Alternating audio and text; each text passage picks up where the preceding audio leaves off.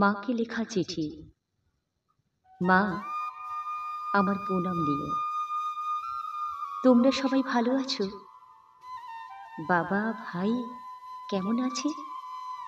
আমি ভালো আছি। আজ 2025-এ এসেও চিঠি লিখতে হচ্ছে। আমি অনেকবার ফোন করেছি তোমার ফোন নাম্বারে, সুইচ অফ বলেছে। আমি ফোনে যোগাযোগ করেছিলাম বলে হয়তো পাল্টে ফেলেছ। আমি কলকাতার একটা ফ্ল্যাটে থাকি। তোমার জামাই একটা কারখানায় কাজ করে। আমাদের সংসার মোটামুটি ভালোই চলে যায়।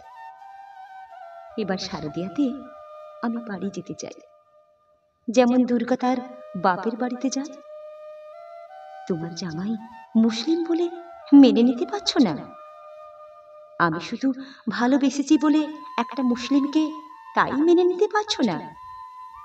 মা জানো, একটা হিন্দু রমণী যেমন করে থাকে আমিও তেমনি থাকি। হাতে শাঁখা, কপালে সিঁদুর। ও কোনোদিন আমার ধর্মের হস্তক্ষেপ করেনি, আমিও ও ধর্মে কোনোদিন হস্তক্ষেপ করিনি। মা, সব ধর্মে ভালোবাসার কথা বলেছে, ঘৃণা করার কথা কোনো ধর্মই বলেনি। মা জানো, তোমার নাতি হয়েছে।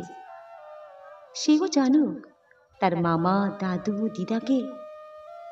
আচ্ছা বলতে পারো ওর ধর্ম কি? মা, ভাই তো মনে হয় কলেজ হলো, ও পড়াশোনা করছে ঠিকঠাক। ওকে বলো ও যেন খুব ভালো পড়াশোনা করে, ভালো চাকরি করে মা বাবার নাম উজ্জ্বল করে। মা, রণদাদু কেমন আছে? পুজোর কটা দিন আমাদের বাড়ি থেকে ফুল তুলে নিয়ে যেত। যখন পুজো হতো হাত জড়ো করে বসে থাকতো মন্দিরের সামনে, আর করুণ দৃষ্টিতে তাকিয়ে থাকতো মায়ের চোখের দিকে। মা শোনো, মা, বাড়ির সামনের মাঠটা সবুজে ভরেছে না? জয়ন্তের মাঠের আলে এবছর কাশফুল ফুটেছে। অত্যন্ত একবার যাওয়ার অনুমতি দাও।